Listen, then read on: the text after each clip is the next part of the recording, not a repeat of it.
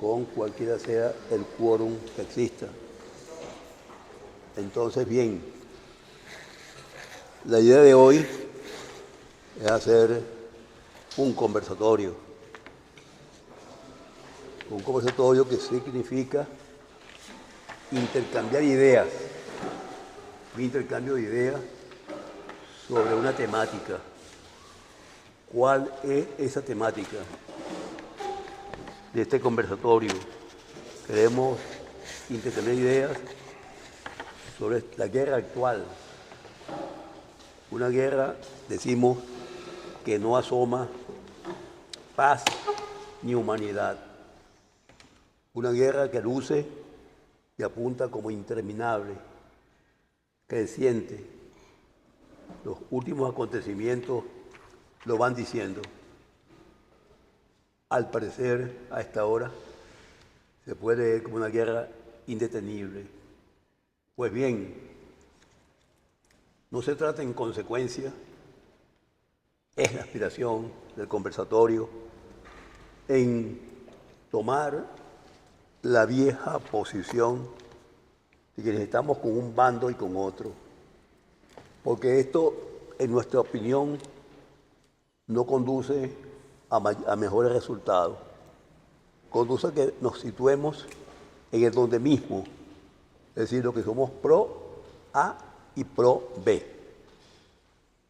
Con lo cual, al final, las cuentas nos dicen que, bueno, que no avanzamos mucho, sino que hubo un conversatorio de 5 o 6 personas que lo estimularon, un público que intervino para dividirse entre hebreos y antihebreos, o iraníes y antiraníes. Y esto no nos va a ayudar en nada. ¿Qué buscamos? Es lo fundamental. ¿Qué queremos nosotros? Queremos ir a preguntar básicamente hacia dónde va este mundo. Hacia dónde va este mundo. Y más específicamente, seguiremos fanáticamente señalando culpables. Es decir, este es el culpable de la guerra. No, ese no es el culpable es este otro. El provocador es este. No, el provocador es el otro. Y algo que no nos va a obligar, por supuesto, a pensar en construir otra historia. No ayudamos, no dejamos planteado nada, sino simplemente que estuvimos en una causa u otra. De modo que objetiva y concretamente queremos buscar en este conversatorio el aporte de cada uno, el aporte pensamental de cada uno en relación a lo que puede ser a futuro alguna salida para dónde coger, o nos resignamos, hasta aquí en el término, a lo que se llama alimentar el propio mundo muerto. Es decir,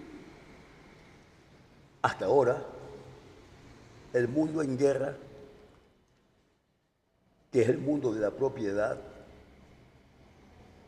desde que hay propiedad, hay defensores de la misma, y esa defensa ha sido siempre y será una defensa armada.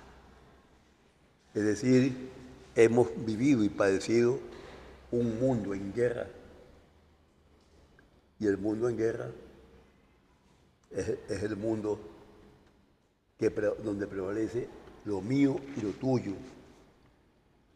Y no estoy citando a Carlos Marx, no. Estoy citando a Cervantes,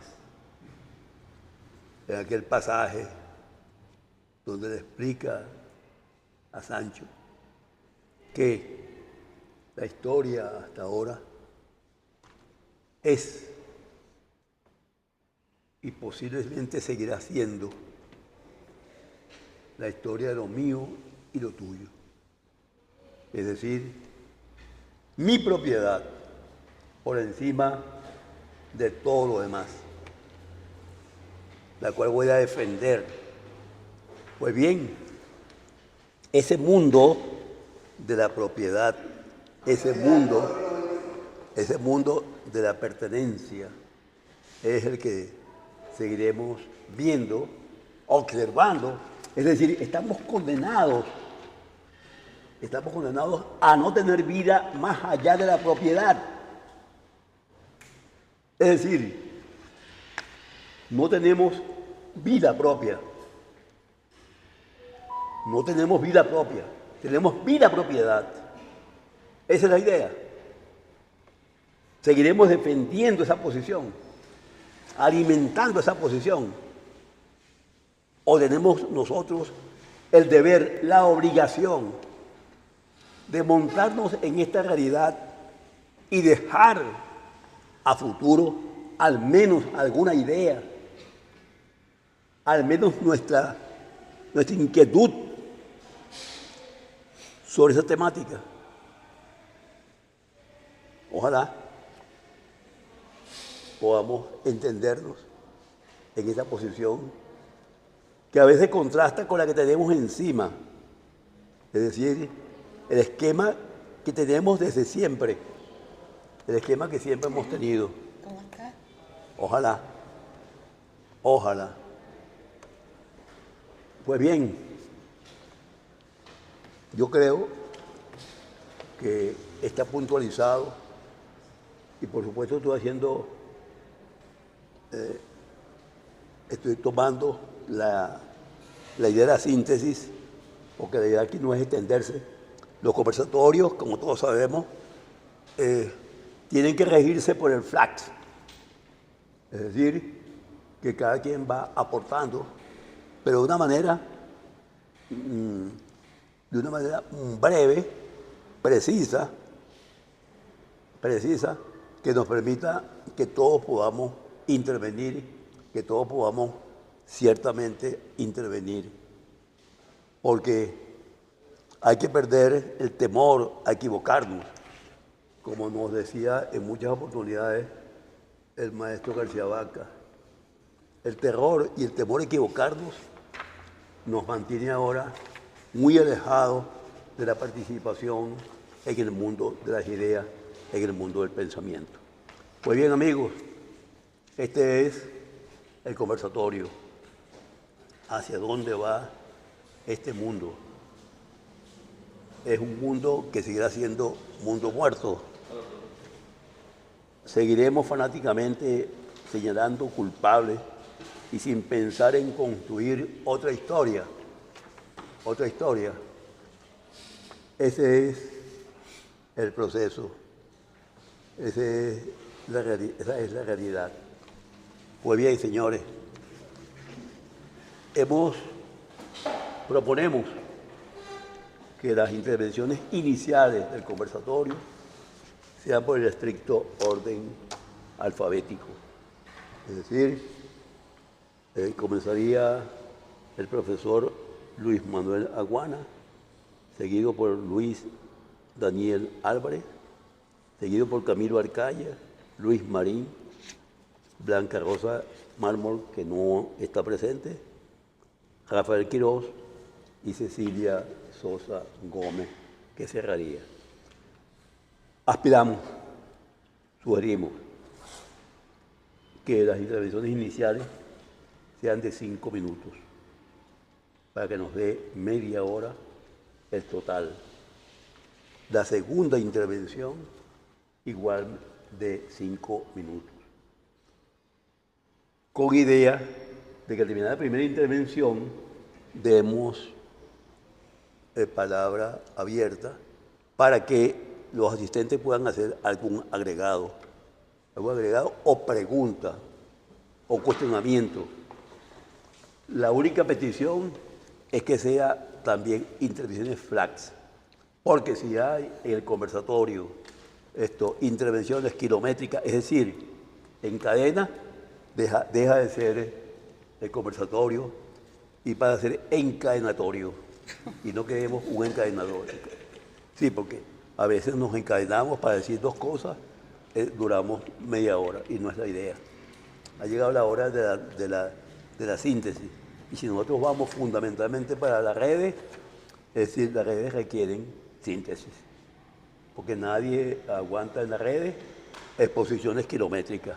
Nadie, ni los presentes ni los ausentes. Hay que ser preciso en esta hora.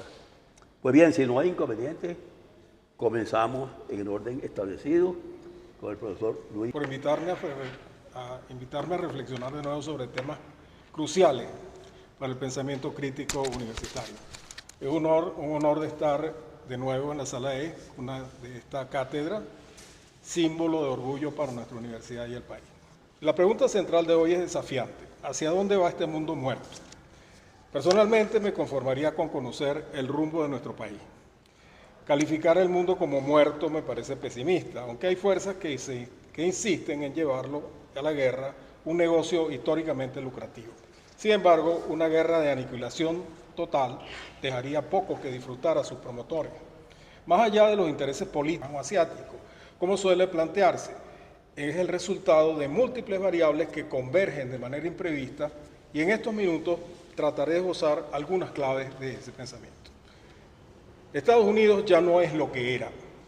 Tras la Segunda Guerra Mundial, Estados Unidos emergió como la única potencia intacta, mientras Europa, Japón y China, entonces pobre y rural, estaban devastados. Su economía, fortalecida por la producción bélica, vivió un milagro en los 50, con un crecimiento industrial, empleo y una pujante clase media. Esa prosperidad lo enfrentó a la Unión Soviética, a la Guerra Fría, en una lucha ideológica, capitalismo versus comunismo, que definió el siglo XX. La caída de la Unión Soviética en el 91 consolidó a Estados Unidos como potencia indiscutible, pero su propio éxito sembró las semillas de su declive. En los años 80, su economía comenzó a transitar hacia los servicios impulsados por las tecnologías de la información. Bajo el antiguo Acuerdo General de Aranceles y Comercio, GATT, hoy Organización Mundial del Comercio, Estados Unidos promovió la liberalización del comercio de servicios, mientras trasladaba su producción industrial a países como China y Taiwán. Esa estrategia, basada en teorías económicas clásicas, lo llevó a dominar el sector terciario de la economía, que representa hoy el 76,4% de su PIB actual, pero a costa de desindustrializarse. ¿Cuáles son las consecuencias de la desindustrialización? Durante décadas, Estados Unidos dependió de sus socios asiáticos para la producción de bienes, mientras China absorbía tecnología y know-how para competirle globalmente. Hoy, Estados Unidos es un gigante con los pies de barro. Su deuda pública supera el 133% proyectado para el 2029, 133% del PIB, con Japón y China como principales acreedores. La política arancelaria de Trump exacerbó tensiones, acelerando el declive del dólar como moneda de reserva. En este contexto, el poderío militar norteamericano parece ser su último bastión. Una guerra global iniciada con el conflicto árabe-israelí-palestino podría ser la excusa para reactivar una economía bélica como en el pasado, que distraería al pueblo norteamericano de sus condiciones actuales de crisis interna, polarización y deuda. Conclusión: hacia un nuevo orden mundial. Aquí no se trata de si alguien está a favor de Israel o del mundo árabe por la razón que sea. El tema no es tan simple. Son las condiciones políticas y económicas del mundo y sus principales actores, especialmente los Estados Unidos, lo que nos está llevando a esta conflagración planetaria para un reordenamiento de las posiciones de poder después del conflicto. El mundo se enfrenta a un momento crítico donde las decisiones no dependen solo de los líderes o de grupos, sino de las circunstancias históricas mismas que parecen empujarnos hacia un conflicto global.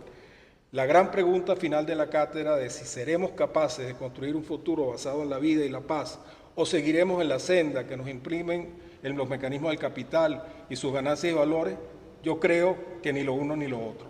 En principio, porque esas decisiones ya no dependen de una persona en particular o ni siquiera de un grupo, sino de la situación histórica misma que nos ha llevado a una guerra como un hecho inevitable. Bien, por Luis Manuel Guana, que creo que está muy clara, no requiere perder tiempo en comentarios mayores.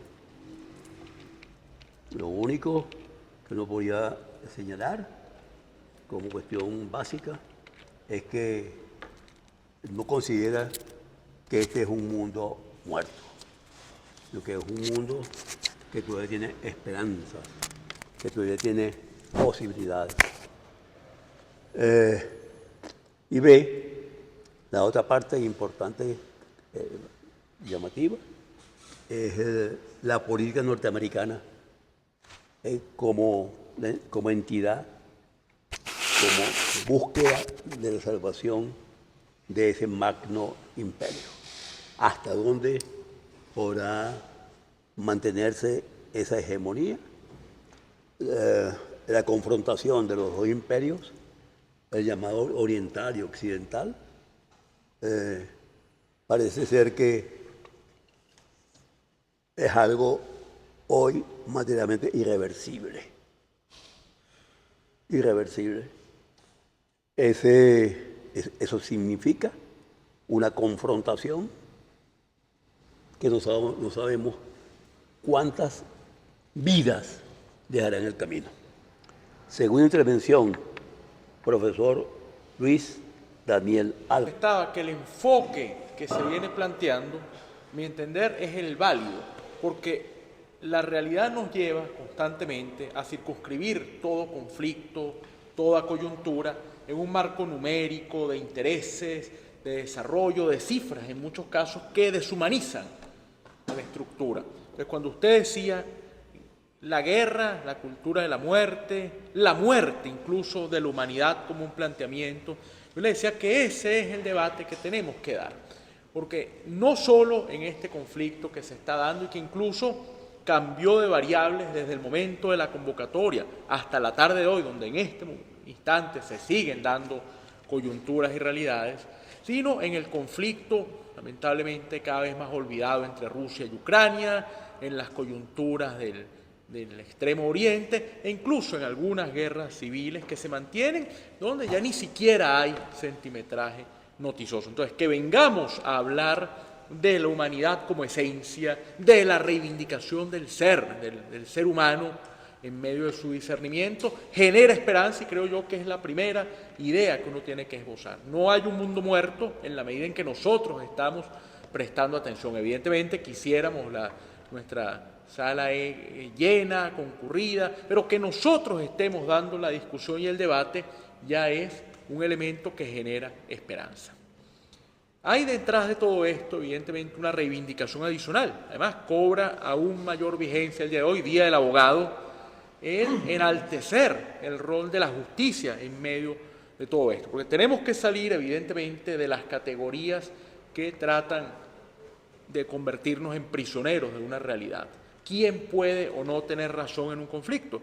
Pero cuando vamos a la perspectiva humana, debe tratar de encontrarse un consenso establecido. Yo venía pensando y preparaba el esquema de la primera intervención y decía que cuánta vigencia tiene aquella frase del gran Andrés Eloy Blanco ante la Asamblea General de la Organización de las Naciones Unidas en 1948, cuando él decía que la solución a la guerra era colocar la foto de los niños, esos niños con cara de viejos, sobre las camas en las que duermen los decisores, frente a los escritorios donde se firman las declaraciones de guerra, para que se piense en lo fundamental de reivindicar a la humanidad antes de dar ese paso. Estamos pensando en este momento en esas generaciones, hablamos con una gran ligereza de los conflictos. Recuerdo en una entrevista que hice a un embajador saharaui que tenía presencia en Venezuela, hablábamos del tema de la guerra y él decía: Luis Daniel, qué fácil es hablar de la guerra cuando no se ha vivido. La forma en que la gente interpreta, manipula el término y evita llegar a entender el drama que hay. Cuando uno observa la zozobra que puede tener un habitante de Teherán o un habitante de Tel Aviv que está comiendo y de repente suena una sirena y tiene que correr a un refugio. Cuando uno piensa en esa persona que probablemente no sepa si va a tener mañana porque puede entrar un misil a su casa, a su apartamento y destruirlo. Entonces ahí hay evidentemente algo que tiene que motivar a la sociedad a un gran movimiento de reivindicación por la humanidad para tratar de dotar de sentido vivo a todos estos conflictos que se están dando. Y finalmente, en este minuto que queda, otra gran víctima de esto, que es la información. Estamos en una sociedad donde parece que no hay ningún tipo de profundidad analítica, que nos mueven los likes, los me gusta, los corazones de las redes sociales cuando nos gusta una historia y no pensamos qué puede haber por detrás. No hay rigurosidad analítica, no hay reivindicación del verdadero sentido de buscar las bases para entender qué es lo que está ocurriendo. Aquí no se trata de parcializarse a una u otra razón, se trata de levantar causa común a favor de la humanidad. Y ahí es donde yo insisto que este conversatorio al que nos invita la cátedra, al que nos convoca, tiene que ser, incluso le pregunté al profesor si después podremos tener acceso a la grabación, porque ahí es donde tenemos que avanzar, en enaltecer a la humanidad sobre cualquier otro avance que pueda darse. Gracias, profesor. Está Luis Daniel Álvarez. Ahí no hay, creo que quedó muy clara la exposición. Muy clara la exposición, haciendo hincapié en la búsqueda de la vida. Ese es el hincapié fundamental. Y en la nueva forma necesaria, obligada, de analizar, de pensar este mundo, esta realidad, para poder marcar la inevitable perspectiva de qué es lo que viene en esto que llamamos, que calificamos como un mundo muerto. Tercera intervención, profesor Camilo Arcaya. Para exponer nuestros puntos de vista, con motivo, ese es de evaluar cuál es la situación del mundo a partir de un acontecimiento de hace pocos días, hace 3 días, que es la intervención de los Estados Unidos en el enfrentamiento entre el Estado sionista e Irán, con motivo del cual se tejen múltiples reflexiones, comenzando por la propia Venezuela, como colectivo, como nación, porque no es lo mismo los enfrentamientos ocurridos a partir de la Primera Guerra Mundial con los enfrentamientos previos a la Primera Guerra Mundial, porque se construyeron mundos distintos. En la Primera Guerra Mundial, Venezuela no participó. Ese es un tema que nunca se ha debatido en el país de manera seria. Vamos a comenzar por ahí. Se obvia el tema como un tema que no debe ser tocado e indicado que Venezuela, junto con México, era de los pocos países de América Latina que no participó en la Primera Guerra Mundial. Las razones de eso, como tenemos un tiempo corto, sería difícil poderlas expresar. La segunda experiencia de Venezuela frente a un acontecimiento de magnitudes gigantescas que ocupa el mundo entero es la Segunda Guerra Mundial, en el cual Venezuela, y se lo debo agradecer al profesor Marco Fuenmayor, que me hizo llegar en distintas discusiones cómo fue la decisión de Venezuela, hablo formalmente, de entrar en la Segunda Guerra Mundial. Y la verdad es que la entrada de Venezuela en la Segunda Guerra Mundial, en el plano puramente legal, no en el plano de la participación en el esfuerzo de las potencias aliadas contra el llamado eje nazifascista, fue peculiar. Hablo desde el punto de vista legal. Fue una decisión que se tomó en el año 44, 45, con motivo de la necesidad urgente que vio, no sé si los ministros en su conjunto, pero sí Caracciolo Parra Pérez, y se trajo el embajador de Venezuela en los Estados Unidos, que sería posteriormente candidato del medinismo, para que torciera y promoviera alguna decisión formal a apoyar a las fuerzas aliadas, porque la verdad es que internamente en Venezuela no había mucho interés. Las razones de eso son complejas y las paso por encima, comenzando porque no solamente que nosotros apoyamos a las fuerzas aliadas en la Segunda Guerra Mundial, dándole libertad a los Estados Unidos para que enfrentara al Japón en la Guerra del Pacífico, sino que Venezuela participó activamente en el terreno energético en favorecer las fuerzas aliadas en la Segunda Guerra Mundial. Ese fue su papel principal y es un papel que comienza desde los años 20 porque es el interfase que Venezuela ha adquirido con el mundo entero en sus intercambios comerciales, políticos, etc. Y fue una votación, yo tengo el documento que me lo regaló Marco Fuenmayor, donde fue una votación muy cerrada. Casi que Venezuela formalmente no participa de la Segunda Guerra Mundial. Y la mayor presión era porque si no se participaba en ese esfuerzo bélico, que ya lo hacía de hecho Venezuela, pero en otro sentido, no iba a participar en la futura sustitución de la Sociedad de Naciones que había existido hasta antes de la Segunda Guerra Mundial y la creación de las Naciones Unidas. Y finalmente, como resultado de la Segunda Guerra Mundial, se formó dos grandes bloques que regían las características de las relaciones internacionales y que tuvo como resultado final en los años 70, porque es que el resultado final de la Segunda Guerra Mundial no se viene a ver sino en los años 70, bajo el impulso de los Estados Unidos y la Unión Soviética. El mundo colonial que existía hasta esa época y que se fue desagregando lentamente, pero que no desapareció de manera importante, sino a partir de los años 70, desmontó los imperios coloniales y las viejas metrópolis coloniales, Inglaterra, Francia, Italia y Holanda, se encontraron con, especialmente los ingleses, como unos pobres de solemnidad al perder la India. Ese es un mundo distinto al que existía en los resultados de la Primera Guerra Mundial y en los resultados inmediatos de la Segunda Guerra Mundial. También fue la primera vez que abierta y públicamente los Estados Unidos se pusieron y la Unión Soviética se pusieron de acuerdo en montar la entidad sionista en el Medio Oriente.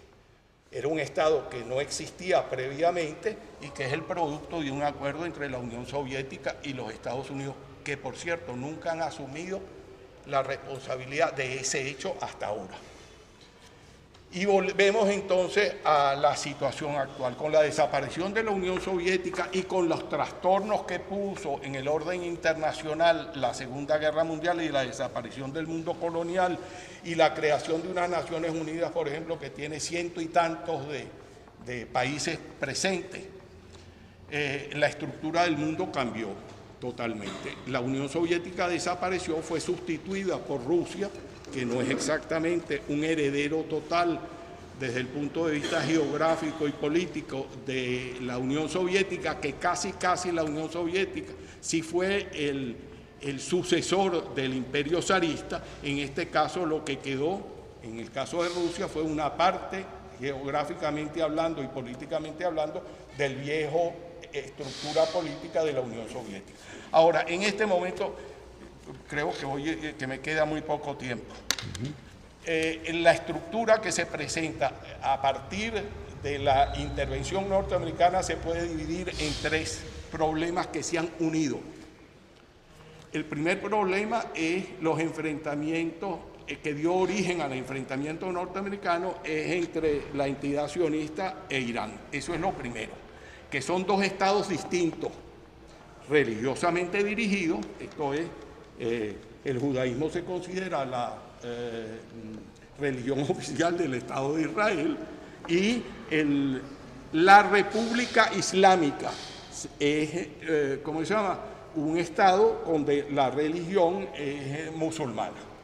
Pero no tiene nada que ver ni la forma de república con Irán, no tiene nada que ver con la estructura formal que tenía los efectos de los musulmanes, la constitución de los estados, que partía del hecho de que había un califa.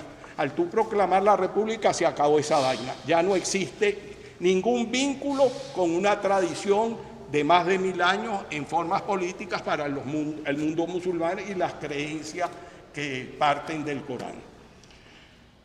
Luego es otro de los problemas que están. Alrededor de ese hecho, junto con el hecho de que se reunió el problema, esta intervención norteamericana que cuaja una guerra casi total con la existencia de la invasión rusa a Ucrania, donde nadie esperaba que fuera a ocurrir eso en el centro de Europa, que la guerra volvía otra vez al centro de Europa, ya voy a terminar, y teníamos que aceptar, y tenemos que aceptar esa situación como existente. En tercer lugar, un fenómeno que es gravísimo frente a la mirada del mundo entero, porque no es un hecho público, notorio y comunicacional, como le gusta hablar al chavismo, sino que es un hecho público que hay un genocidio en Gaza, frente al cual las estructuras internacionales han guardado prudente silencio a través de distintos movimientos.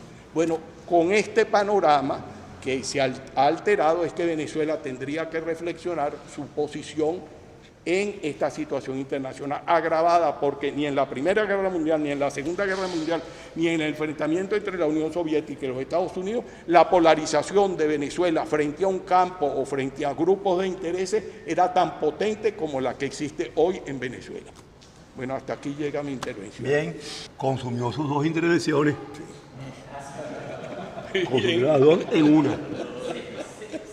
Bueno, No puedo hablar más. Muy bien, muy bien. bueno. Sí.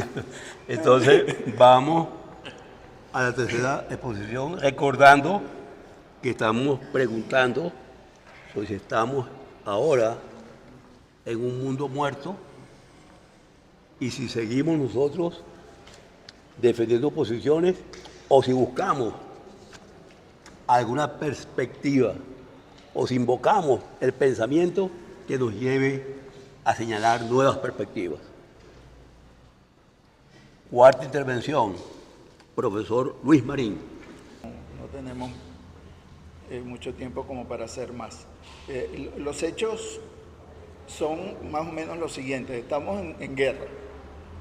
Se ve una guerra real que se está desenvolviendo en el Medio Oriente, y yo lo que quisiera en este momento es como traer esa situación acá, es decir, ver cómo queda Venezuela allí, es decir, de qué manera nos puede afectar, que es lo que creo yo debería preocuparnos en primer lugar.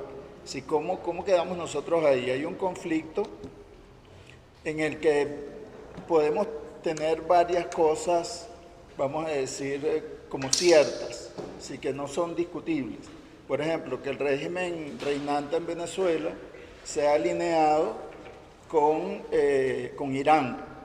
Si han hecho eso como una declaración pública y han tenido algunas acciones que yo ahorita las voy a tratar de resumir, pero que seguramente que todos ustedes conocen porque están en la cotidianidad. Todos los días se está hablando, por ejemplo, del tema de la emisión de los pasaportes venezolanos, que aparecen en todas partes del mundo, elementos iraníes o del Medio Oriente que ni hablan español, pero tienen pasaportes venezolanos. El tema de una bendita fábrica de drones que se habría instalado ahí en la base en Maracay, la base Libertador. Las fábricas, muy brevemente, que hemos visto que se han establecido aquí, como que si una fábrica de bicicletas, por ejemplo, una cosa extraña porque si uno se pone a pensar, bueno, ustedes ven las fotos o películas de Vietnam y ven a todo el mundo en bicicleta. Hubiera tenido más sentido una fábrica de bicicletas vietnamitas. Ellos deben saber algo de eso, pero Irán dice, bueno, eso parece una cobertura de algo, como lo mismo que la fábrica de tractores, la fábrica de cemento, que nunca se supo realmente si produjo alguna vez cemento, y así por el estilo. El hecho es que en Venezuela había una búsqueda de uranio y otras tierras raras, vamos a decirlo en esos términos. Yo tengo por lo menos una constancia de un ingeniero de esta universidad que estuvo allí cuando la expropiación del Fondo del Charcote, y él fue testigo de cómo estaban allí unos agentes iraníes y estaban buscando uranio. Él me lo dice él personalmente, que Sí había uranio en el fondo del Charcote, pero que era muy disperso. Yo no soy experto en esa materia en absoluto, repito sus palabras. Si tú quieres 1 gramo de uranio, tienes que remover 1 tonelada de material. Entonces no les daba resultado. Entonces ellos siguieron buscando por ahí en el estado Cojedes, en una zona que se llama El Baúl, y había un objetivo específico que era ese, conseguir uranio. Eso nos mete a nosotros en el medio del problema.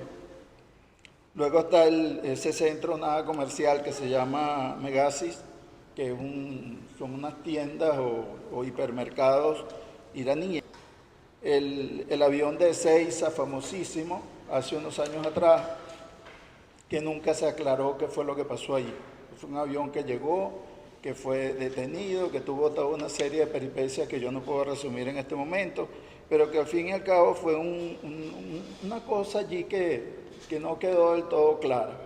Y luego ahora tenemos este otro avión, ese era de una empresa que se llama Entrasur, el avión que estaba allí en Ezeiza.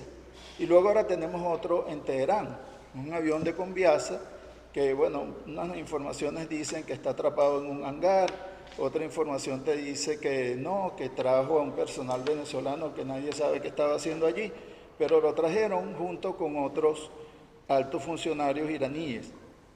Todas estas son cosas que corren y de las cuales uno no tiene conocimiento oficial, porque ese es otro tema que tiene que ver con nosotros, que aquí nunca se sabe oficialmente qué es lo que está pasando realmente, sino que todo parece que son parte de operaciones encubiertas. Luego llegamos al final, que es lo que me interesa, que es el tema del petróleo, porque Venezuela, mal que bien, sigue siendo un país petrolero, sigue girando no solo la economía, sino la sociedad alrededor del petróleo. Y ahí otra vez viene el vínculo con Irán, porque Irán también es un país petrolero y tiene unos ciertos acuerdos con Venezuela. Y es por donde yo pensaba que iba a empezar nuestro problema. El problema, quiero decir, de nosotros aquí cotidianamente, porque yo suelo repetir que esa gasolina que nosotros le ponemos a los carros es una gasolina iraní. En estos días un amigo me aclaró que no Luis, no es la gasolina propiamente dicho, sino que son ciertos aditivos que hay que ponerle sí, a la elaboración de la gasolina para que pueda funcionar en los vehículos. Pero bueno, sea la gasolina propiamente dicho, sean los aditivos o los solventes, como dice la doctora, el hecho es que dependemos de Irán para esto porque hay un régimen de sanciones sobre Venezuela y sobre Irán también, de manera de que esto también entra dentro de las llamadas operaciones encubiertas. Y bueno, y por último, ya para terminar, ya cierro, que tenemos personal en tierra, eso que llaman los militares pie en tierra, o sea que hay gente de la Guardia Revolucionaria iraní, se ha repetido 10.000 veces que el Hezbollah estaba establecido en Margarita y en Paraguaná, y también estaban en la Sierra de Perijá, de manera de que hay personal aquí en tierra que de alguna manera nos compromete, si hace que Venezuela una vez más entre dentro del radar de ese conflicto. Entonces, visto un cuadro así, porque lo he dicho poco, apenas mencionando los punticos que están por ahí sueltos, nosotros aparecemos allí, en el radar, estamos metidos en ese conflicto. Ahora bien, ¿cómo? Ojo, acuerdo unánime, Venezuela está alineada con Irán, o por lo menos el régimen que impera en Venezuela está alineado con Irán. El segundo elemento es, bueno, esta guerra nos va a afectar, eso lo acepta absolutamente todo el mundo. Tirios y troyanos dicen, esto va a repercutir sobre nosotros. La pregunta que yo dejo aquí para ustedes, que tenemos que ponernos a pensar, es ¿cómo? Porque claro, en un primer momento yo dije, bueno, puede ser que haya una escasez de gasolina o que la gasolina suba de precio, una de las dos o las dos cosas, y ese puede ser el cabo por donde empiecen a empatarse nuestras dificultades, además de otras escaseces que se nos pueden venir encima. Muchos productos van a empezar a escasear. Pero, concretamente, ¿cómo es que esta situación nos va a afectar es la gran pregunta para mí. Porque yo no creo, como quisieran algunos que dicen, no, que ahora Israel se va a venir contra Venezuela. Eso no va a ocurrir. O sea, yo se los puedo decir con bastante propiedad. Israel no se va a venir a meter aquí como se ha metido en otros lugares. Estados Unidos va a intervenir, no sé qué. No me parece que la cosa vaya por ahí tampoco. Pero algo tiene que ocurrir y no sabemos exactamente qué. Yo creo que estamos en ese punto y es lo que yo quisiera que pensáramos aquí un poco. Gracias. Consumió sus 10 minutos hablando Mira, Agustín, sobre estás el exagerando. uranio en Venezuela, Exageró, el exageró. petróleo en Venezuela y la conexión iraní-venezolana. Y de cómo estamos inmersos en el problema de la guerra a través del uranio y el petróleo. Terminando con que no hay esa amenaza iraní, pero no hay la amenaza israelí. Bien, sigue la intervención el profesor Rafael Quiroz, primera intervención por 5 minutos. Bueno, empezaré por decir algo un tanto diferente a los que me han precedido, que es que por lo más me corresponde a mí casi que por naturaleza, por decirlo así, que es el elemento petrolero, porque esto se viene a presentar nada más y de una forma, nada más y nada menos que en el Medio Oriente, y muy específicamente en el Golfo Pérsico. Estamos hablando del Golfo que más petróleo tiene de reservas probadas y probables, hipotéticas en todo el mundo. Estamos hablando de un Golfo que lo componen o lo integran 8 países, todos, unos más que otros petroleros, pero todos petroleros. Y todos, por cierto, pertenecientes a la OPEP+. Y, bueno, por supuesto, tenemos un gigante allí, un monstruo de las reservas petroleras, mayor que las que puede tener Venezuela, como es Arabia Saudita, que a pesar de tener 245.000 millones de barriles, desde 1978 no certifica un barril. Desde 1978, cuando la OPEP acordó en su reunión de Londres de diciembre del 72, desde diciembre del 82, no certificar más reservas, y así se ha cumplido hasta ahora por todos sus miembros de la OPEP, a excepción de Venezuela, que como buen país latinoamericano y indisciplinado, decidió certificar las reservas en el año 2007. Pero Arabia Saudita no certifica, repito, un barril desde 1978. Irak, desde agosto de 1981, tampoco certifica ningún barril, ni el resto de los países. Pero bueno, esto lo digo porque en el seno del Golfo Pérsico hay esos 8 países, uno que son países miembros fundadores de la OPEP, pero los otros llegaron posteriormente en la OPEP+. Y allí, bueno, lamentablemente estamos en un escenario donde están involucrados países netamente petroleros, a excepción, diría yo, de Israel, que no produce ni un barril, pero tiene 3 interesantes refinerías en Haifa, en Jolón y la otra cerca de Jericó. Pero el hecho es que está Rusia y Ucrania, que tienen una guerra que ya va para 4 años. Los 2 países son petroleros, más Rusia que Ucrania. Pero Ucrania tiene el segundo, por ahí pasa el primer oleoducto más importante del mundo, que viene desde el sur de Siberia, atraviesa toda Rusia por el sur, toca a Ucrania, recoge el petróleo que viene allí del mar Caspio y demás. Y bueno, y luego sí, hay una bifurcación en Europa. Ese oleoducto lo construyeron los soviéticos en 1964, se llama Druzhbak.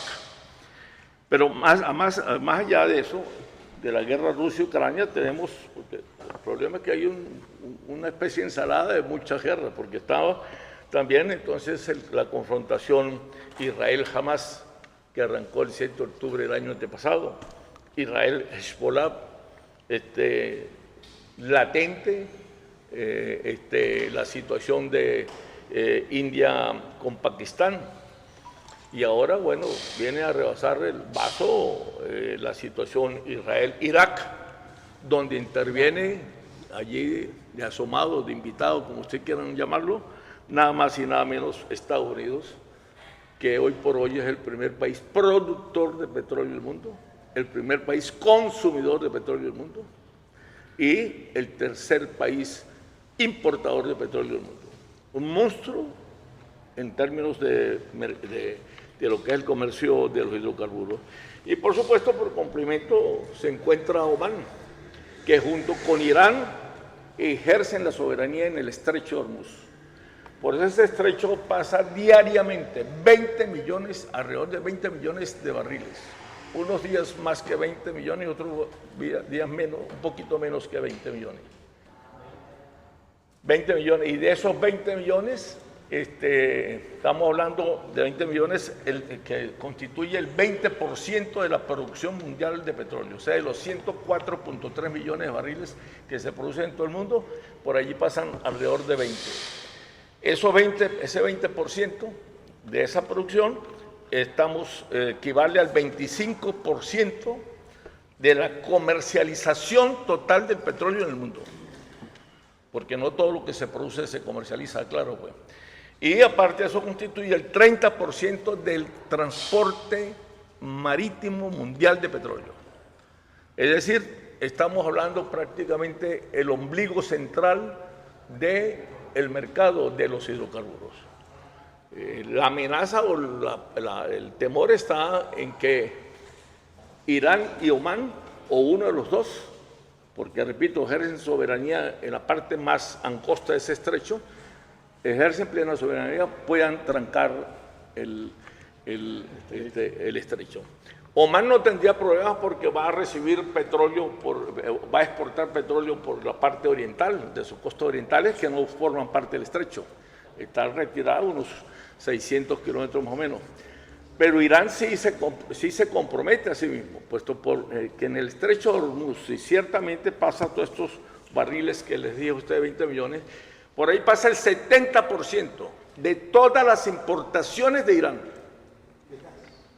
No, de Irán. El 70% de todas las importaciones de Irán, incluyendo comida. Yo no creo que vayan a tirarse en esa odisea. Sin embargo, es bueno aclarar que de esos 20 millones podrían estarse salvando solo 8 millones, dado a que lograron construirse en los últimos 35 años, diría yo, 3 oleoductos muy importantes que salvan de esos 20 millones que ven pasar por el estrecho de Hormuz, se salvan por estos 3 oleoductos. El de Abu Dhabi, que va a dar al Golfo de Omán, donde ya estarían a salvo, o sea, brincarían por un lado por el sur del estrecho de Hormuz. Estaría el de Arabia Saudita, que va desde el Golfo Pérsico al Mar Rojo, es el más largo de estos 3, y estaría el de Irak-Turquía, que va a desembocar en el Mediterráneo. Ahí se salvan esos 8 millones, que por cierto ahorita no están activos, pero están pendientes. Yo creo que deben estar reactivándose pronto si se da ciertamente el cierre del estrecho de Hormuz. Diríamos también algo interesante que les podría, es que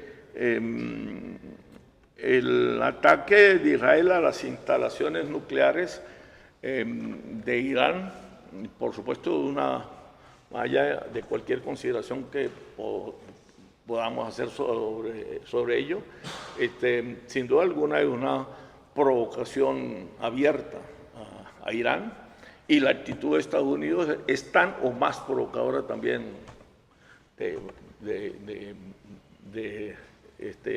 sobre los intereses de Irán, ¿no? Bueno, las especulaciones, por supuesto, ahí están a la orden del día, pero el hecho es que esta situación mantiene altas primas de riesgo geopolítico al precio del petróleo. El mercado mundial de los hidrocarburos, lo decimos muy repetidamente, sin cansarnos, es un mercado muy sensible que capta todas las señales que se le envían, sean de las que sean, mucho más cuando son de tipo geopolítico. Y en este caso, por supuesto, cobra una prima al suministro, cobra una prima por riesgo al suministro petrolero. Inevitable. Y eso hace, por supuesto, del mercado no solamente un mercado inestable, sino hace de sus precios unos precios sumamente volátiles, que con cualquier elemento se disparan o se bajan. Estamos hablando de variables coyunturales que trastocan la estructura del precio del petróleo. Y ¿cómo estoy, mi estimado? Ya No, estamos. pasado. Sí, estoy pasado. Más del doble. Fuera del profesor Rafael Quiroz. Básicamente sobre petróleo y mercado de hidrocarburos en general. No tocó tampoco el tema central que ha planteado la cátedra. Ojalá en el minuto que está pidiendo nos plantee el problema, su opinión sobre el problema que planteó la cátedra. Bueno, Yo te lo resumo ya. ¿no? Un mundo muerto, donde el muerto se... Una frase, ¿no? Bueno, señores, la intervención de cierre, esta vez sí será por 5 minutos, pues conozco a la ponente también. La primera, es que lo móvil es eso, que podamos volver a intervenir otros 5 minutos. Okay. Cecilia Sosa Gómez. En sí es muerte. Es producto de actos de quienes nos representan. Fíjense el dramatismo de crisis de representación mundial en este momento. Estamos en una guerra que se la ha calificado de guerra global.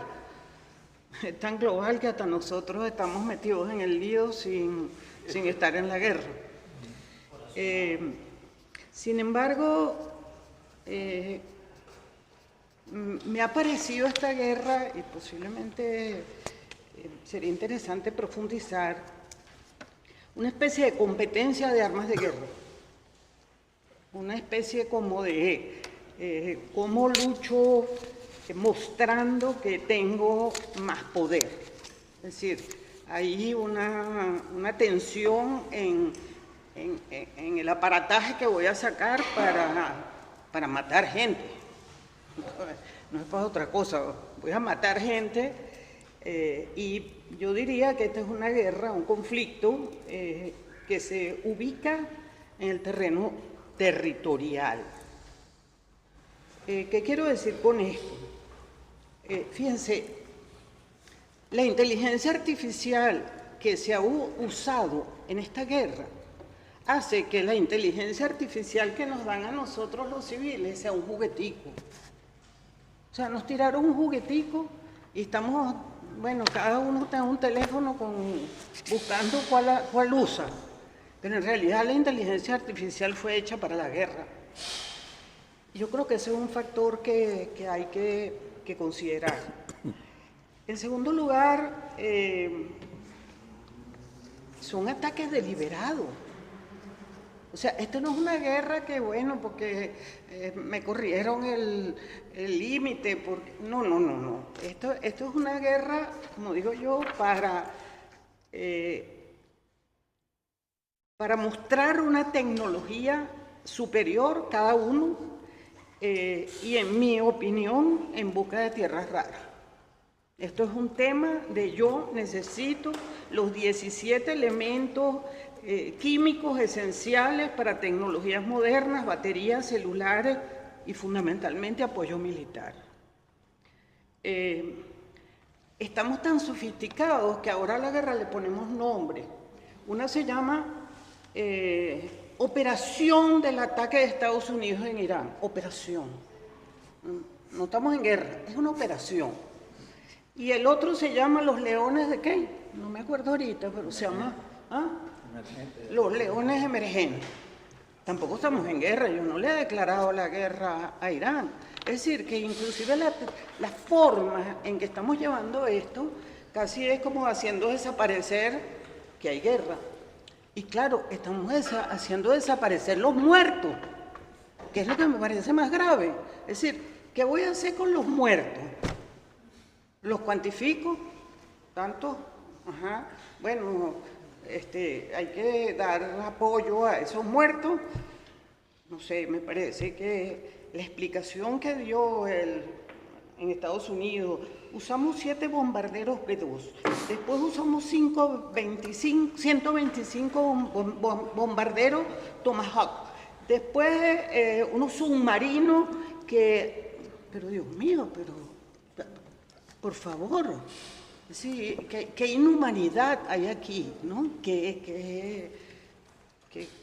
No sé, las ambiciones nucleares, para mí, de Irán, han sido aniquiladas. Esa es la declaración de Estados Unidos. Entonces, el tema de la mundialización de los derechos humanos, ¿para qué sirvió? ¿Para qué sirvió eso? ¿Para qué promovimos que lo más importante eran los derechos humanos y que, bueno, para eso existe las cortes, todo tipo de estructura, hay nacionales? O sea, está en entredicho. Todas las democracias del continente están en entredicho. Y los poderes públicos de un Estado se centran en garantizar los derechos de cada ciudadano. Yo quiero saber cómo se sentirán los ciudadanos americanos. De repente están felices porque son trumpistas.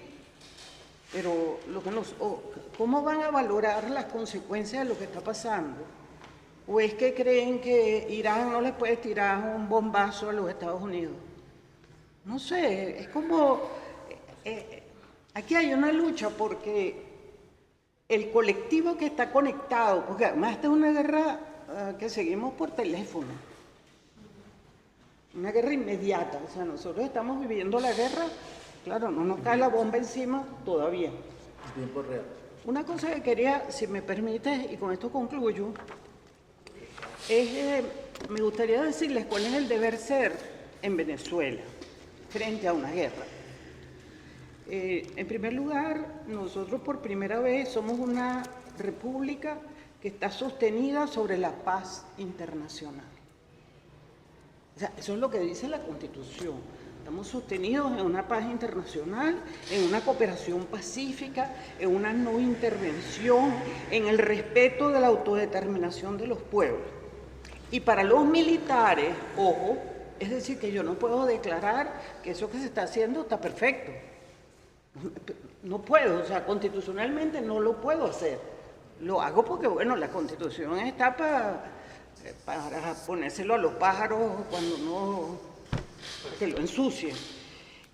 Lo otro que me parece importante es que los militares venezolanos solo pueden garantizar la soberanía y la integridad del espacio. Ellos están para la defensa nacional, quiere decir que solamente los militares están si nos atacan.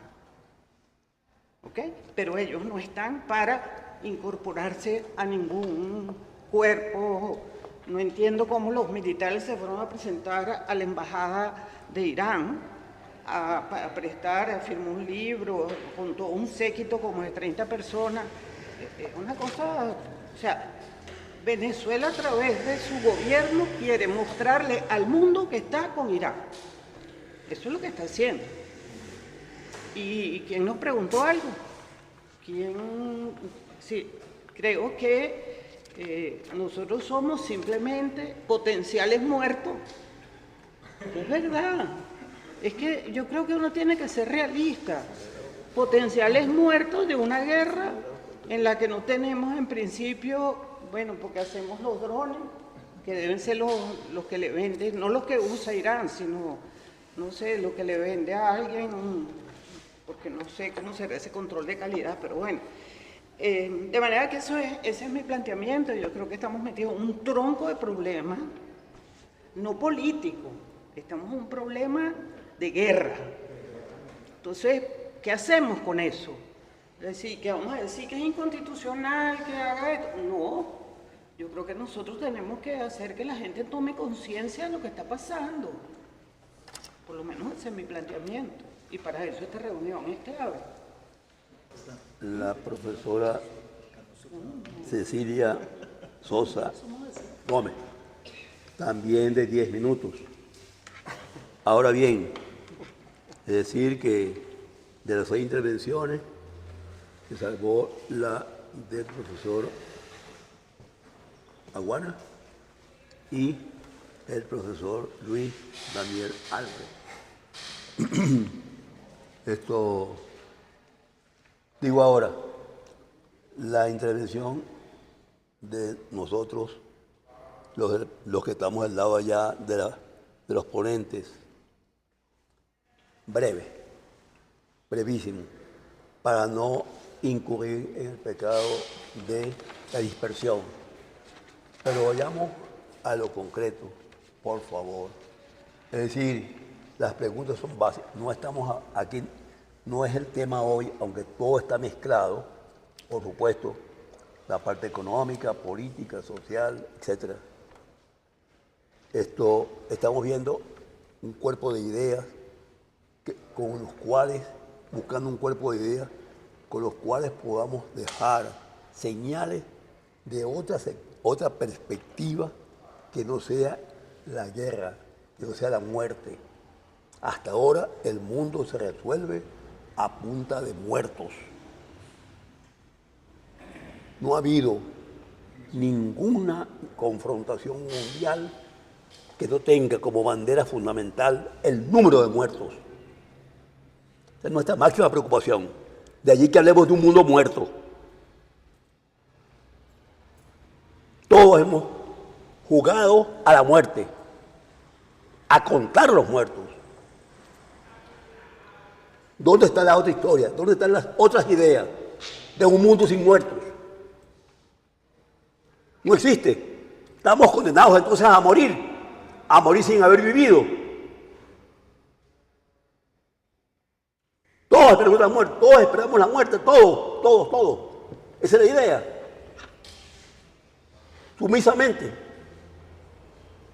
sin dejar siquiera una protesta válida que nos diga, que pueda decir, señores, no nos comió A, ni B, ni C, ni D.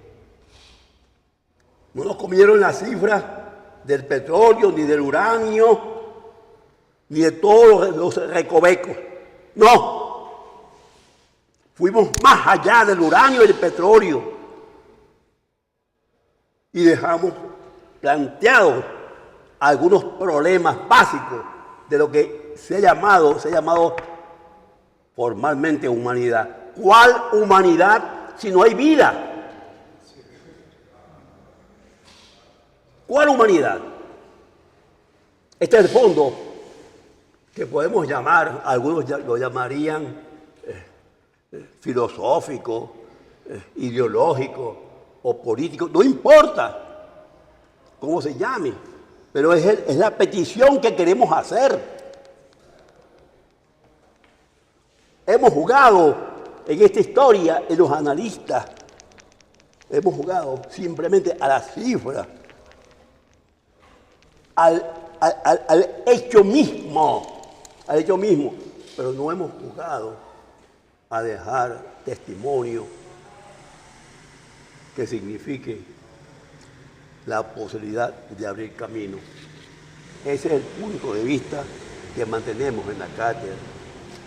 Que es humanístico, como me dijo alguien, el papel de ustedes es humanístico, no es realista. Hubo una gente que lo leyó y nos manda ese mensaje. Muy bien, preferimos Preferimos eso, que sea humanístico y no realista.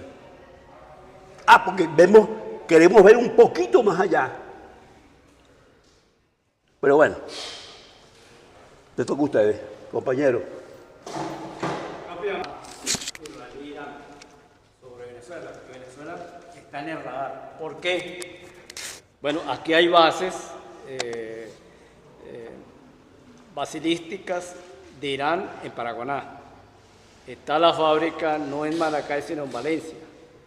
Artillería en Capacho, el estado Táchira. Y la existencia de instalaciones satelitales iraníes en Cumaná. Como sé que lo están grabando, esta información la recojo del New York Times y de la revista Cambio de Colombia. Ese apoyo del régimen a los ayatolás no es simplemente declaraciones políticas, sino que hay datos concretos de cuestiones que tienen los iraníes acá en Venezuela. Tengo planteamientos muy precisos porque han quedado información que tiende a la confusión, a mi modesta forma de verla. Primero, la primera víctima de la guerra es la verdad. Eso lo demostró Galeano. Segundo, ¿qué es la guerra? ¿No? Para definir si es una guerra muerta o no, tenemos que ver la continuidad de la política a través de otros medios. La definición básica de von Clausewitz. Sin embargo, Kissinger, recientemente, antes de fallecer, habló de que la causa de la evolución de la raza humana era la guerra. Parafraseando a Marx, la eterna lucha de clase, ahora con dos nuevos ingredientes, factor religioso. Segundo, aspecto histórico, al hundirse el buque Monagas, estamos hablando de Venezuela, 1945, Medina declara enemigo al régimen nazi, mediante un comunicado de la Secretaría, expresado por Arturo Uslar Pietri. En el mismo año, vencen a los nazis, se pierde el efecto de la declaración de enemigos. Cuarto, Irán, por ser un país persa, nunca ha tenido califato. Quinto, los países tienen alianzas. Eso está en la modificación de un poco de la geometría del poder. Esas operaciones encubiertas que se han mencionado acá nos hacen aliados estratégicos de quién o en contra de quién. Eso nos hace enemigos de Estados Unidos y de Israel. Sexto, con respecto al estrecho de Hormuz, ahí pasa el 65% del crudo que va a China y a India. Tal vez sea un motivo fundamental para no cerrarlo. Y finalmente, bella su presentación, su palabra, doctora Sosa, ¿no? De la guerra.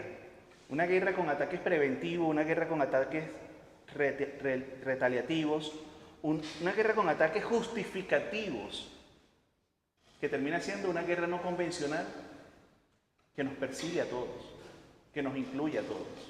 Gracias. ¿Qué papel puede jugar el nieto de Kim Il-sung que se le pierda a la obediencia a China? Segunda pregunta. Sobre todo para el ingeniero Quiroz. ¿Qué significa que Irán pretenda poner las centrífugas a nivel superficial?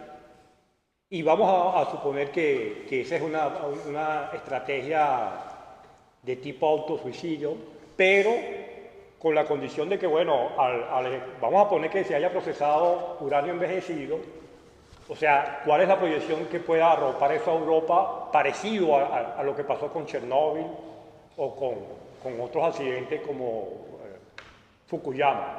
Y lo último es, ¿qué papel puede jugar Pakistán teniendo bomba atómica y una amplia población musulmana que está por encima de eso, que el factor que me parece importante que acaban de anunciar por aquí, que es el factor religioso?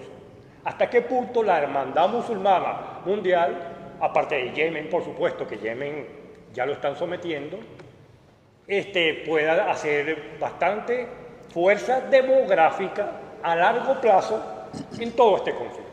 Porque los judíos son muy poquitos, pero demográficamente es bastante la parte contraria. Gracias. ¿Quién más? Estamos en una guerra de cohetes hipersónicos guiados por radar.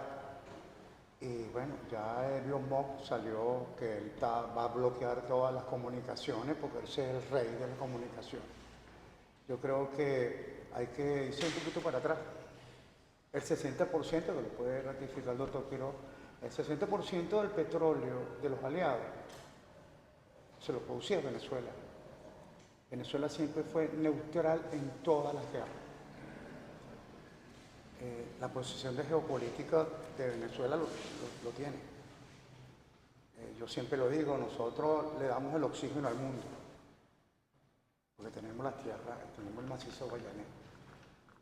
Entonces, yo creo que llegó la hora de eso, cuando Hussein, que tenía armas de destrucción masiva, él le tiró varios cohetes a Israel para involucrar.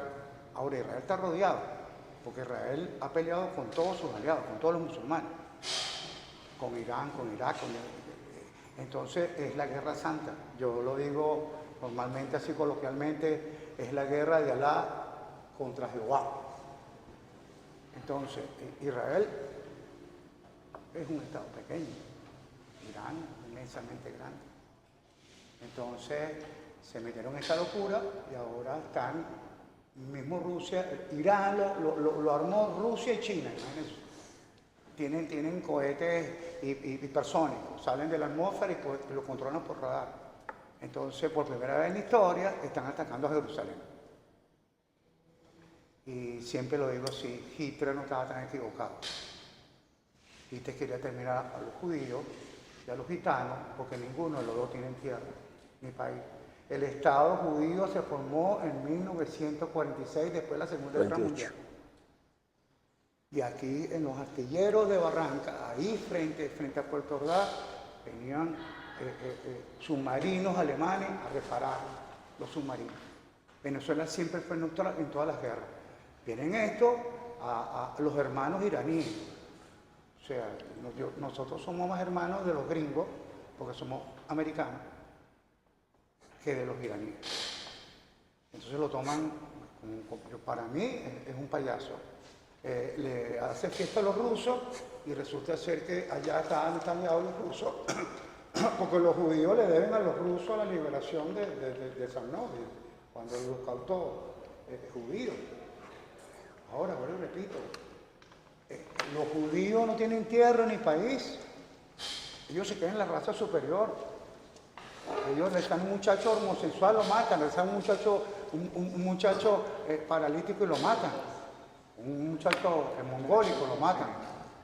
Ellos pueden mantener todas las mujeres que pueden, ellos pueden tener todas las mujeres que pueden. Entonces, la pregunta es, ¿dónde vamos? Bueno, Venezuela, ese es tal cuento como los gringos lo van a atacar. Eso es totalmente falso, porque PDVSA le hicieron los gringos, yo soy maracucho. Y vengo de la industria como y PDVSA le hicieron los gringos. Carlos Andrés Pérez la nacionalizó en el 74. Y el éxito de la PDVSA vieja, entre comillas, es que siguió la mía filosofía gringa. Y la mía filosofía gringa es intrusión. Un gerente, un senior de la industria era altamente calificado. Tiempo. Y ahí no se hablaba de política. Yo creo que es eso. Venezuela siempre ha sido neutral en todas las guerras. Estamos, para cerrar, somos objetivo militar de los israelíes. En el Eurobuilding, en el Humboldt están alojadas la esposa de todos los jeques de Irán, están alojados.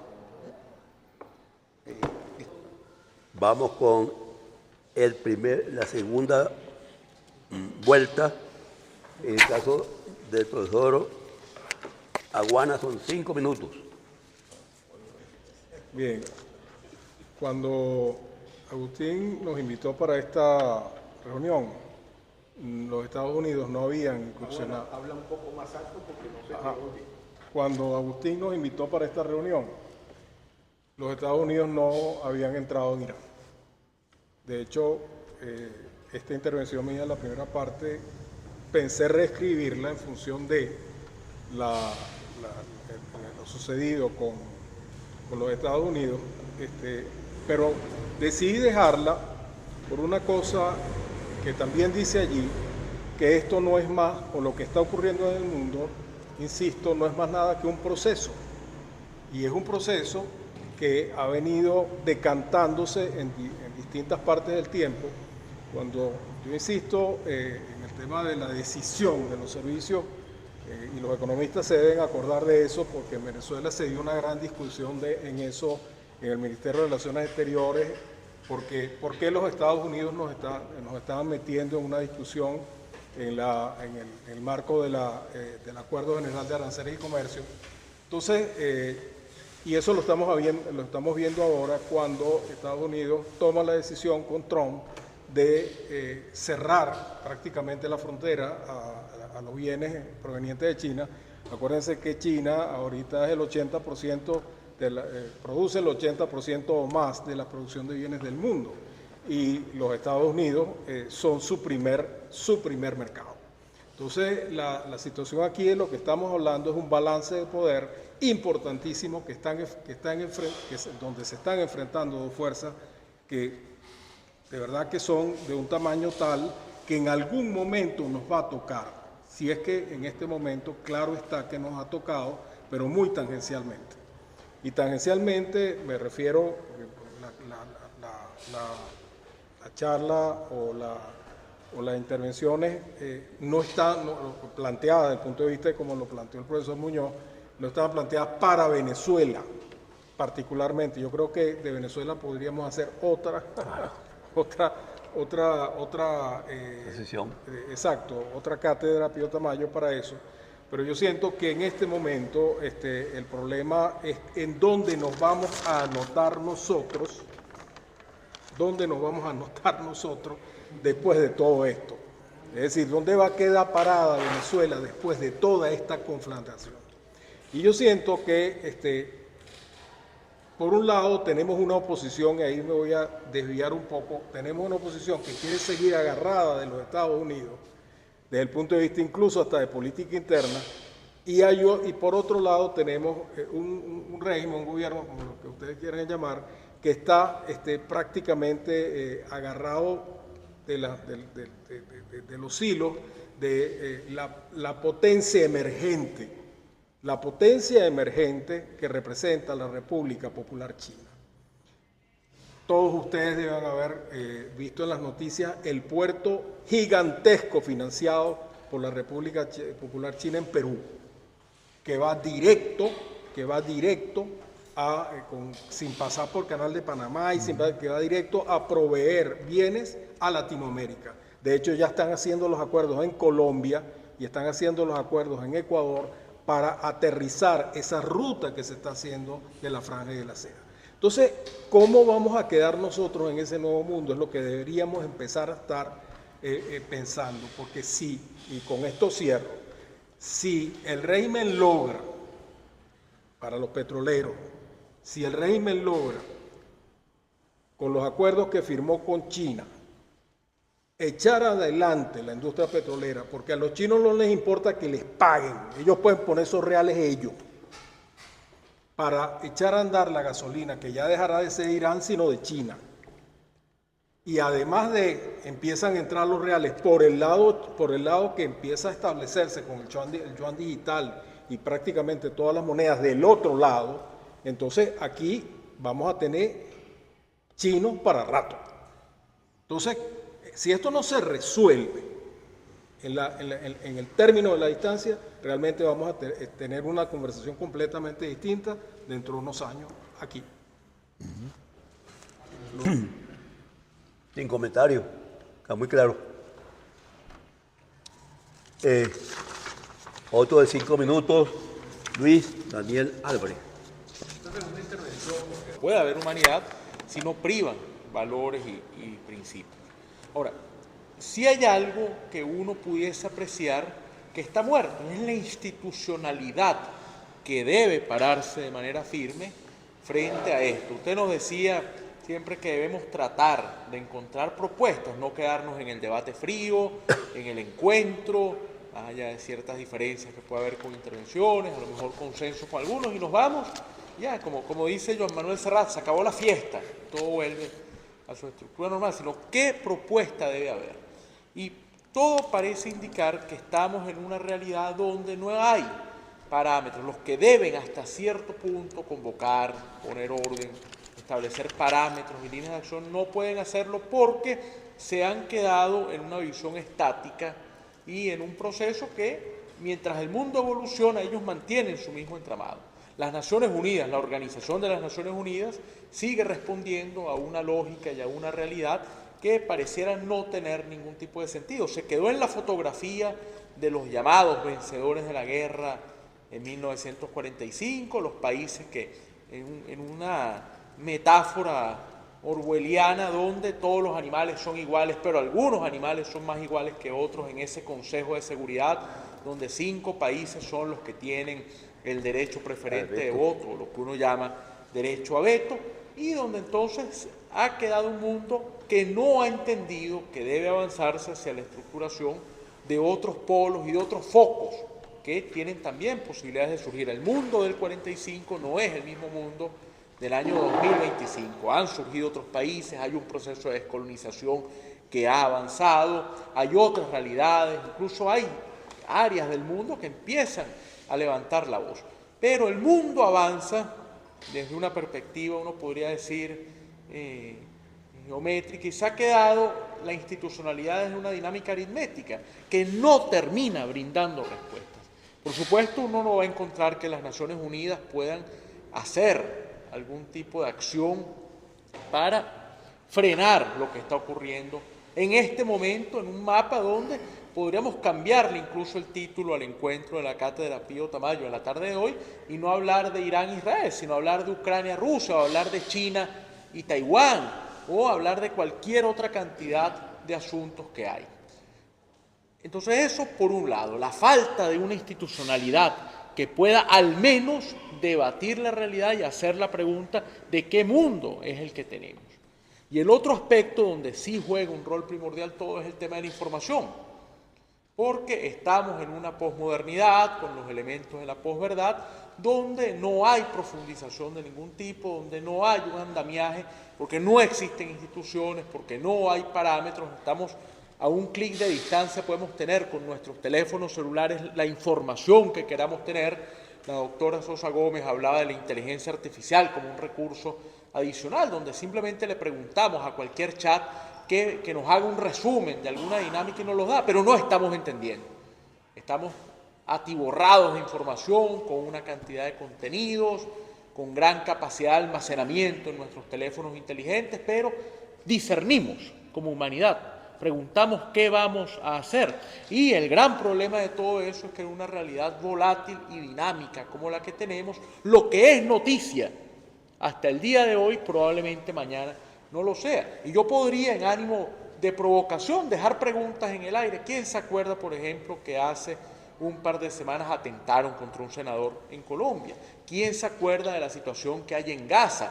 ¿Quién se acuerda del drama humanitario que tiene un país como Haití? Entonces ese es el tema. Yo cierro insistiendo que mejor la gente puede decir, bueno, que se reúnan ustedes, un grupo, a debatir una lluviosa tarde caraqueña, aporta algo a la necesidad para la guerra entre Israel e Irán y los ataques. No, a lo mejor no la para, evidentemente, porque aquí no hay un escudo que pueda frenar un misil de los que se están lanzando, pero al menos estamos visibilizando la realidad y saliendo de esa dinámica normal de ver los fenómenos simplemente con causas y consecuencias y dotarlos de carácter humano, que es fundamental. Y si hay que hacer un llamado, es al viraje institucional y a tratar que en estos debates surjan los mecanismos para presionar y que se pueda entonces avanzar en una recomposición del mundo que al menos nos dé instituciones que se lean o que lean en la realidad como es y no como fue hace 70 u 80 años. Doctor Luis Daniel Álvarez. Quien sigue en la orden de intervenciones es el profesor Camilo Aracaya. y el tiempo consumido. La pregunta es si tiene algo que agregar con respecto al planteamiento de la cátedra, específicamente. Se puede dar una respuesta general con respecto a la humanidad. Habría varias respuestas. Una respuesta breve es la que ofrece el ya citado profesor, el doctor Juan David García Vaca, un ilustre filósofo poco reconocido en el país. Primero, él señalaba en sus últimas obras, ya había destacado a lo largo de toda su carrera como filósofo el aspecto de la ciencia y la técnica como a partir de la idea de una de las ideas de Ortega, que era la de que el hombre construía su realidad con una serie de enseres y trebejos. Bueno, la ciencia es, en ese sentido, y la tecnología son los instrumentos mediante los cuales el hombre capta la realidad. Ahora, en Venezuela, la ciencia y la técnica no han constituido, vamos a empezar por ahí, no han constituido parte de los programas políticos, tal como conocemos la vida pública venezolana a partir de 1958 y del voto directo, universal y secreto, que se constituyeron en la forma de hacer vida colectiva. La ciencia no ha jugado ningún papel. Y en cuanto al nexo con el mundo entero y el sector más potente de la sociedad venezolana, que es la industria petrolera, que en los viejos términos constituye el sector de producción de medios de producción, que es la energía, que es el vector más importante de toda sociedad, nunca formó parte, ni cuando estaba en manos privadas extranjeras, ni cuando pasó a manos del Estado, ni ahora que existen unos convenios para tratar de resolver problemas de flujo de caja para la República. La ciencia y la técnica no forman parte de ninguno de esos esquemas mediante los cuales explotamos la energía fósil. ¿O tu posición con respecto a lo que plantea la cátedra? Sí, es que para poder resolver esas cosas tenemos pero que resolver. no puedo darte 10 minutos más. No, está bien. Lo dejamos así. Te quedo bien. Marín, ¿tiene algo que agregar sobre el planteamiento de la cátedra? En relación al tema petrolero, pues, ya los iraníes decidieron que ellos van a cerrar el estrecho de Hormuz. Ya lo aprobaron, digamos, en esa especie de parlamento que ellos tienen. Pero parece que la cosa no es tan sencilla como que aprobar cerrar el estrecho de Hormuz. Apagar la luz. Sí, y ya quedó cerrado. No, hay un proceso de instrumentalización de cómo lo vas a hacer. Y están en eso. Petróleo. Pero, ¿qué tiene que ver eso con nosotros? Claro, inmediatamente tú dices, van a subir los precios del petróleo. Eso generalmente en Venezuela es una buena noticia, porque creen que entonces nosotros vamos a tener dinero fresco, digamos. No es tan así, porque como quiera que aquí hay un régimen de sanciones y no hay técnicamente quien, vamos a decir, explore, extraiga, etcétera, y transporte el petróleo y todas esas cosas, Venezuela no va a poder aprovechar ese aumento de precios, pero sí lo vamos a tener que pagar. Bien. Porque nosotros ahora vamos a tener que comprar lo que compramos más caro. Y entonces ese es otro elemento por el donde yo creo que nos puede seguir afectando ese conflicto en el Medio Oriente, que aquí la gente no le presta mayor atención porque dicen, no, eso queda muy lejos. No queda tan lejos.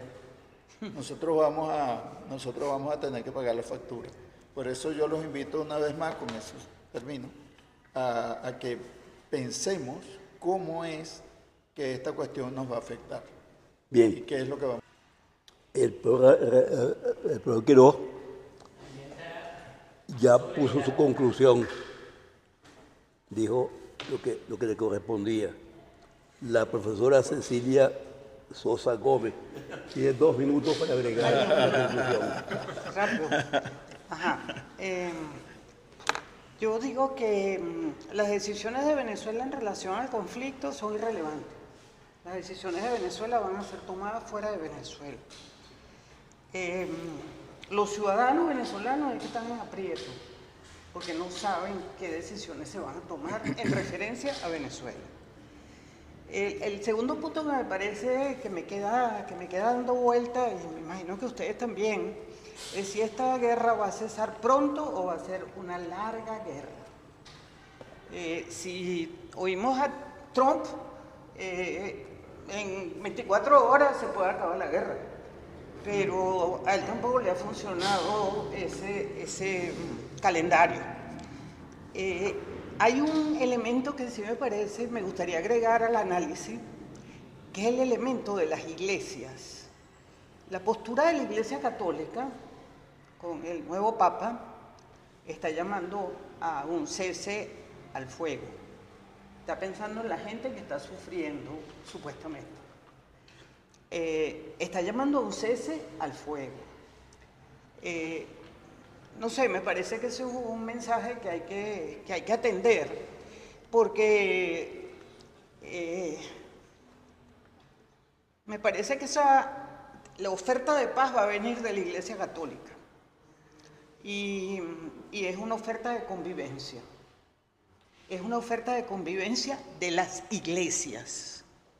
Bueno, eso es una especulación que estoy haciendo yo, pero lo dejo así. Y aquí no van a resultar culpables ninguno. Aquí todos los países van a tener un sistema de producción similar. El sistema internacional que tenemos ahorita va a cambiar 100%. Todos esos organismos internacionales van para el cesto de la basura y se van a crear otros organismos internacionales que de repente terminan siendo igual de inútiles, pero dan la idea de que sí pueden funcionar. Eso es todo. Bien, gente, ¿hay alguna intervención breve de aquel lado? Terrible.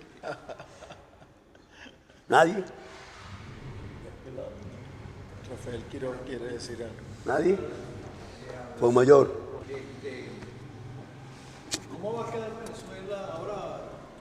Justamente antes de venir para acá se produjo el ataque de Irán contra Qatar. Venezuela tiene muy buena relación con Qatar, al margen de la otra relación que tiene con Irán. Pero de alguna manera Qatar ha sido uno de los fiadores de Venezuela frente a los Estados Unidos, ¿no? En toda esta controversia de los últimos años, ¿no? Con el gobierno anterior de los Estados Unidos, con el antepasado, con el anterior y con el actual. Entonces esta situación geopolítica no sé en qué forma va a condicionar a Venezuela.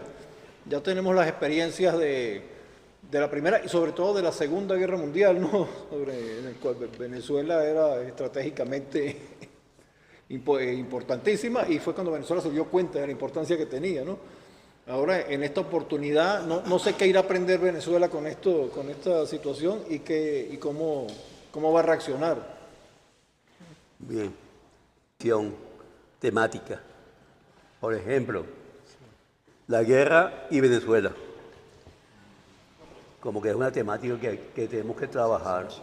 Segundo, petróleo y Venezuela. Problema mundial del petróleo y Venezuela. Y guerra.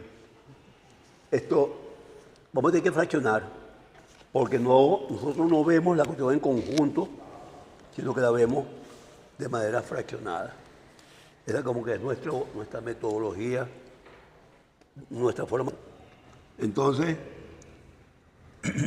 acudiremos a esa vía. Nosotros pretendíamos algo distinto, que es llevar esta situación a conceptos, a ideas, que pudiéramos analizarlo globalmente. Pero veo que no hay un acierto pleno, porque ahí hay la idea simplemente de ver el aspecto en que cada uno de nosotros está metido. Fíjate tú, pongo un ejemplo. A nosotros nos impusieron, ciudadano historiador, nos impusieron que hay una Primera y una Segunda Guerra Mundial. Es una imposición que no fue creada por los actores de la guerra, No. Por los historiadores de la guerra. Es la historiografía la que nos plantea que hubo una primera guerra mundial y que hay una segunda y que estamos esperando o ya comenzó la tercera. Y no nos damos cuenta de lo que propuso, de lo que nos enseña Cervantes hace siglos, que el mundo de la propiedad es un mundo en guerra. Es la defensa de lo mío y lo tuyo. Bueno, ya lo citábamos el papel y lo citábamos al comienzo de esta intervención. No es Carlos Marx que nos señala. Mucho antes de Carlos Marx y compañía. Pero nosotros, este mundo en guerra, cuando vimos, por ejemplo, las guerras napoleónicas, no, eso no tiene nada que ver con el mundo, en absoluto. La mundial es del año 14-15 al 18. Y la segunda mundial termina en el 45 y estamos esperando desde entonces la tercera mundial. Y las 52 guerras que hay andando en este momento, en este mundo, que son locales. Locales, pero infectan a todo el mundo. Aquí estamos viendo una local o un par de locales y hay preocupación por cómo esas locales derivan en Venezuela y derivan en cualquier otro país. Bien, no hay primera y segunda y tercera y cuarta y quinta guerra. No, hay un mundo en guerra. Esa es nuestra tesis. Un mundo en guerra que no es originaria nuestra, la hemos recogido, repito, desde los Cervantes hasta toda otra región de críticos. En segundo lugar, por ello caemos justamente en las guerras largas y cortas. No hay guerras largas y cortas. Este es un proceso único e indivisible, constante, permanente. Hablamos de un mundo en guerra. El mismo petróleo significa guerra permanente. O el uranio ya materialmente es guerra, sucesivamente. Entonces no hay guerras largas y cortas, hay una guerra con muchas manifestaciones, que hoy día tienen más de 50 manifestaciones. Entonces, nosotros, concluyo, que tenemos que armarnos en términos técnicos, metodológicos, para pensar globalmente, totalmente el mundo, y dejar a un lado nuestras parcelas. Yo no tengo la parcela del tal historiador, sino que tengo que entender que debo meterme en general, conceptualmente, en los conceptos que me lleven a entender este mundo tan difícil, tan desafiante, tan violento, recubierto por una tal paz. ¿Cuál paz? ¿Dónde es que ha habido paz?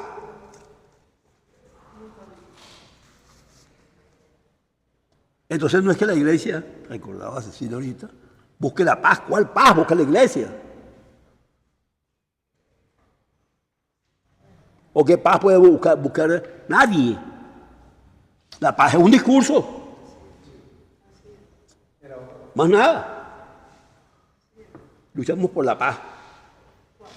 Hemos nosotros finalmente creado una conciencia.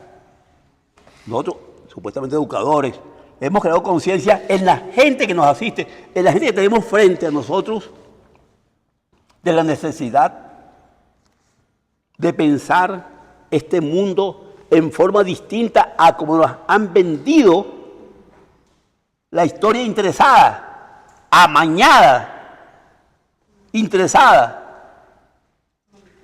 No. Nosotros, desde un buen tiempo en esta cátedra, con el proyecto de los no descubiertos, Goyo debe acordarse de esto, mucho. Intentamos un despertar con todos los medios. Y los medios de comunicación a que aludía Cecilia, que no los hemos tocado aquí más allá de los apuntes que hizo Cecilia, son determinantes para aplastar un discurso, una posición. Y por supuesto, insisto, seguiremos hablando de la Primera y la Segunda y la Tercera Guerra Mundial. No habrá otra posibilidad, porque es la enseñanza que nos han impuesto. Como nos impusieron en el caso venezolano, que un hombre libertó, ¿cuántos países son? 5, 6. Un hombre. Por favor. Y los pueblos no cuentan, los colectivos sociales no cuentan, sino que un hombre libertó A, B, C, D y E. Y esa historia nos la vendieron desde el kinder. Y hoy día la seguimos repitiendo. Señores, nuestro tiempo se ha terminado. Pero como yo quería decir algo muy breve. No hay algo para agregar aquí. Déjame, te doy algo muy puntual. un minuto, compañero, a lo preciso. No tengo tiempo. De iniciar mi clase de Derecho, oyéndome en una clase de usted. Actualmente trabajo en el área petrolera, pero lo que quiero hablar es con el tema de la cátedra que se dio hoy. El mundo cada vez más tomado por la muerte. En realidad, desde que el mundo es mundo, existen las guerras desde la época de los cavernícolas. Sin embargo, a medida de que ha evolucionado el mundo, hubo una institucionalidad que es lo que se ha perdido. En el caso, por lo menos en el caso de Rusia, lanzó la operación especial. Los iraníes lanzaron otra operación. Los israelitas lanzaron una operación que se llama León Naciente. Y los americanos lanzaron una operación Martillo de Medianoche, que en realidad nadie declaró la guerra, pero todos rompieron la institucionalidad internacional, que es lo que tenemos que recuperar. Okay. Que se dieron aquí en relación al petróleo. Déjeme decirle que la gasolina Irán en Venezuela tiene ya 6 semanas sin importar gasolina Irán. Está llegando, el sábado pasado llegó 850.000 barriles por las costas de Falcón, traídas directamente de la India. Y un tanquero BLCC, para el próximo sábado, para este sábado, no, para el siguiente sábado, está trayendo 900.000 barriles también de gasolina. ¿Por qué? Porque Irán ya no está en este momento, empezando, parece que les tocaron unas refinerías por allí, y bueno, peor aún. Entonces la India es la que nos está surtiendo gasolina, que no es suficiente para cubrir el mercado nacional, para la demanda nacional. Por otra parte, déjame decirle que de Rusia hemos estado trayendo en las 3 últimas semanas crudo liviano, que es el que va a servir como aditivo, como diluyente. Estamos hablando de un liviano de 37 a 38 grados API, diluyente, para poderlo mezclar con el extra pesado que se saca de la faja. Porque el liviano poco que producimos aquí en Venezuela no es suficiente para mezclarlo con el de la faja del Orinoco. Por otra parte, la factura con China, de todo lo que nosotros le vendemos a China constantemente, en estos momentos estamos en un promedio, en lo que va del mes, de 395.000 barriles diarios de crudo. China paga en efectivo a nosotros solamente el 20% de toda la factura petrolera. El resto, el 80%, va a amortiguar la deuda que nosotros tenemos con China, que viene bajando y ya está muy por debajito de los 24.000 millones. Algo similar pasa con Rusia, el cual nos descuenta a nosotros el 90% para amortiguar la deuda y solamente nos manda el 10%. Y por cierto, en los últimos tiempos nos lo ha estado suministrando en gasolina, en crudo liviano y en gasolina Rusia. El otro punto es el siguiente, que en relación al crudo que nosotros le veníamos suministrando a Estados Unidos, que nos dio un promedio hasta el 27 de mayo, dio un promedio de 235.000 barriles, que era lo que producía Chevron y todo se lo llevaban a Estados Unidos. Esos 235.000 de hace 2 semanas lo está suministrando Arabia Saudita directamente a Estados Unidos. Esto lo digo para despecho de quienes en Venezuela decían de que cuando se fuera aquí Chevron, Estados Unidos iba a pasar carreras, iba a pasar, bueno, no habría gasolina para la caravana presidencial de la Casa Blanca, una cosa así, pues, llegaron a firmar eso. Bueno, eso fue lo último que le sacó Trump a Arabia Saudita cuando se reunió con el príncipe heredero. Simplemente eso, para que se lo... Si hemos cumplido con el propósito de este foro, cuando preguntamos, ¿seremos capaces hoy de sembrar un mensaje y huellas de conciencia que muevan hacia la lucha por la verdadera vida? ¿Ha cumplido este foro con ese propósito? ¿Ha cumplido este conversatorio con ese objetivo? Quede en la conciencia de cada uno de nosotros. Buenas tardes y nos vemos el 7 de julio.